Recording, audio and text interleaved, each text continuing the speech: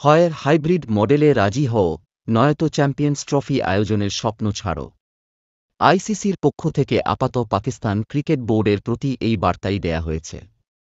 ভারত পাকিস্তানে যেতে রাজি নয়, এমন খবরের পর বেশ কড়া বার্তাই দিয়েছিলেন পাকিস্তানের ক্রিকেট বোর্ডের প্রধান মহসিন নাকভি।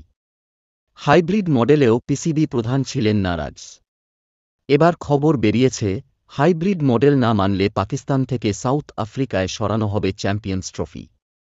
ভারত পাকিস্তানের রাজনৈতিক বিরোধের কারণে দ্বিপাক্ষিক সিরিজ বন্ধ আছে বেশ অনেকটা দিন আগে থেকেই।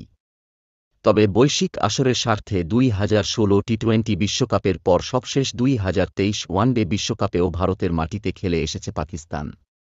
যদিও ভারত সেই পথে হাঁটেনি, তাদের আপত্তিতেই এশিয়া কাপ হয়েছিল হাইব্রিড মডেলে।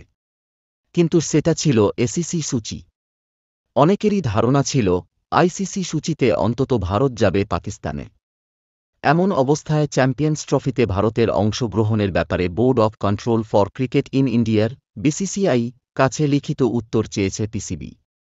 ক্রিকইনফো জানিয়েছে, পিসিবির চাওয়া অনুযায়ী লিখিত উত্তর দিয়েছে ভারত, যেখানে আইসিসির পাশাপাশি পাকিস্তানকেও সাফ জানিয়ে দিয়েছে চ্যাম্পিয়ন্স ট্রফি খেলতে পাশের দেশে যাবেন না বিরাট কোহলিরা। মূলত ভারত সরকারের অনুমতি না পাওয়ায় এমন সিদ্ধান্ত নিতে হয়েছে বিসিসিআইকে।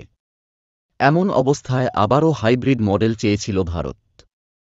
এই প্রস্তাবে নাকভি সাফ জানিয়ে দিয়েছে তারা হাইব্রিড মডেলের পক্ষে নয়।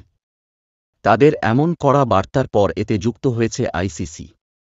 ভারতের গণমাধ্যম টেলিগ্রাফ ইন্ডিয়ার প্রকাশিত খবর অনুযায়ী পিসিবিকে হাইব্রিড মডেল মেনে নিতে চাপ দিচ্ছে বিশ্ব ক্রিকেটের নিয়ন্ত্রক সংস্থা আইসিসি। আর হাইব্রিড মডেল না মানলে সাউথ আফ্রিকায় চ্যাম্পিয়ন্স ট্রফি সরিয়ে নেয়ার কথা বলছে তারা। প্রস্তাবিত সূচি অনুযায়ী ৮ দলের টুর্নামেন্ট মাঠে গড়ানোর কথা 2025 সালের 19 ফেব্রুয়ারি। ৯ মার্চ লাহোরের গাদ্দাফি স্টেডিয়ামে হবে ফাইনাল।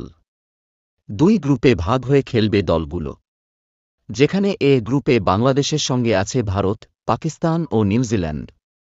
বি গ্রুপে অস্ট্রেলিয়া সঙ্গী ইংল্যান্ড, সাউথ আফ্রিকা ও আফগানিস্তান।